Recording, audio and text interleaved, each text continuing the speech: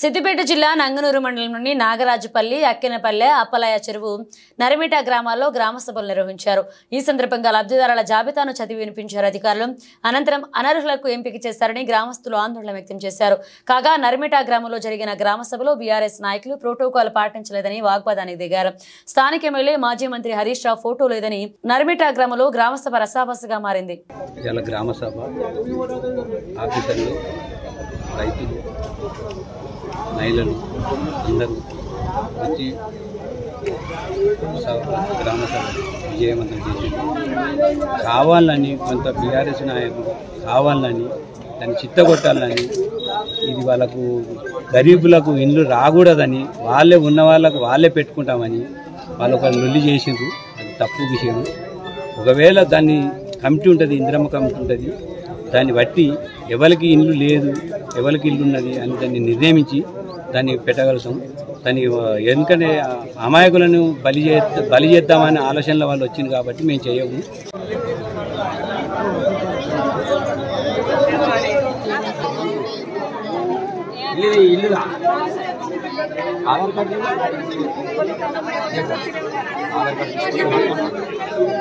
ఈ ప్రభుత్వం మా గ్రామ సభ నిర్వహించడం జరిగింది. ఈ గ్రామ సభలో వాళ్ళ కాంగ్రెస్ కార్యకర్తలు అప్పటికే లిస్టు తయారు చేసుకొని వాళ్ళకు నచ్చినటువంటి కార్యకర్తలకు అన్ని పథకాలు రాసుకొని స్క్రిప్ట్ మాదిరిగా తెచ్చుకొని అధికారులచే చదివించి, అదేవిధంగా ఈ ప్రజాపాలన ఒక గ్రామంలో ఒక 100-150 మంది వచ్చే గ్రామ సభకు ఒక 10-15 మంది పోలీస్ పహారాలో ఈ ప్రజాపాలన అనేది చేసుకోవడం చిగ్గుచెడు. ప్రజా దర్బారు సంఖ్యలను తెంచినము. ఈ ప్రజా దర్బార్లో సామాన్యునికి అడిగే హక్కు, ప్రశ్నించే హక్కు ఉంటుందని ప్రగల్భాలు పలికిన శ్రీ రేవంత్ రెడ్డి గారు మా నర్మిట గ్రామంలో 10 మంది పోలీసులను ఎందుకు పంపించావో ఈ సందర్భంగా మీరు తెలియజేయాలని ప్రశ్నిస్తున్నా. అదేవిధంగా స్థానిక శాసనసభ్యులు ఎంపీ రఘునందన్ రావు గారి ఫోటోలు లేకుండా ఈ ప్రజాపాలన అనేది శోచనీయం. ఇది దుర్మార్గుడు, ఇది రాక్షస పాలనకు నిదర్శనంగా చెప్పుకోవచ్చు. నేను గత 10 సంవత్సరాల నుండి ఒక 2-3 ఇండ్లు మార్చుకుంటూ 10 సంవత్సరాల నుంచి కిరాయికుంటున్నా. లేదు, దానిలో భాగంగా నాకు గుంట జాగ కూడా లేదు. అది గ్రామస్తులకు అందరికీ తెలుసు. ప్రస్తుతము గడిచిన 5 సంవత్సరాల బీఆర్ఎస్ ప్రభుత్వంలో ఒక వార్డు మెంబర్ కూడా చేసిన. దానివల్ల దేనివల్ల దాని కారణం నాకు తెలియదు. కానీ ఈరోజు ఇప్పటి వరకు 2-3 సార్లు ఆల్రెడీ దరఖాస్తులు పెట్టుకున్నాము, అన్నీ జరిగినాయి.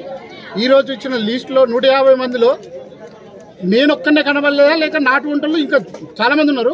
కానీ నా పేరుతో పాటు చాలామంది పేర్లు రాలేదు. కానీ అర్హులైన వాళ్ళకి ఏమో రాలేదు, అనర్హులకు దాంట్లో లిస్టులో పేరు వచ్చింది. మరి ఇది ఏ రకంగా ప్రభుత్వం కలెక్టర్ గారు నిర్ణయం తీసుకొని ఆ లిస్టు పంపిండో తెలియదు. కానీ వాస్తవానికి నేను ఒక లబ్ధిదారుని, గ్రామస్తులు అందరూ తెలుసు. ఇది మాత్రం నాకు చాలా బాధాకరంగా ఉంది.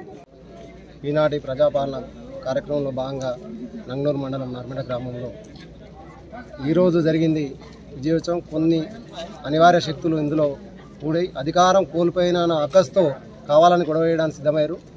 మేము పార్టీలకు అతీతంగా మా వంతుగా ఎవరు అర్హులైన జాబితాలు ఇప్పుడు వచ్చినాయి 153 కాదు, 62 జాగాలైన వచ్చినాయి. 153 అర్హులు తాత్కాలిక జాబితా మాత్రమే. దీంట్లో స్పెషల్ ఆఫీసర్ ఉంటాడు, ఇందిరమ్మ కమిటీ ఉంటుంది. దాంట్లో ఫైనల్ చేసిన తర్వాతనే ఉంటాం. కొంతమంది అధికారం కోల్పోయిన అక్కస్తో కావాలని గొడవలు చేశారు. ఇలాంటి ఏమి పట్టించుకోకూడదు. మేము రాజకీయాల అతీతంగా సబ్బండ వర్గాలకు న్యాయం చేయడానికి మేము సిద్ధంగా ఉన్నాం. ఇదివరలో మాకు రుణమాఫీ కానీ ఏది కానీ రాజశేఖర్ వచ్చేటప్పుడు మాకు రాజశేఖర రెడ్డి పనిచేసి ముఖ్యమంత్రి, మళ్ళీ ఇది చంద్రశేఖరరావు ఇది కూడా అది రుణమాఫీ పనిచేసింది. ఇతడు బంద్ చేస్తే అని బంద్ చేసి లేదు. మేము ఎప్పటికి కట్టుకుంటున్నాము. మాకు ఉరితాడు పోయింది. ఇప్పుడు ఏం లేదు. వ్యవసాయానికేమో అవి ఇస్తలేడు. రైతు బంధు బంద్ అయింది. అన్నిటి బంద్ చేసిండు. మమ్మల్ని నాశనం చేస్తాడు. ఇది ప్రభుత్వం మమ్మల్ని నాశనం చేస్తాడు, మోపయిండు. ఈయన ఇప్పుడు అన్ని ఊరంతా కాగితాలు తీసుకొని మళ్ళీ పెట్ట కుప్పలు వేస్తారో ఇదివరకు అన్ని వేసిరట. ఇప్పుడు కూడా ఇవే చేస్తారు.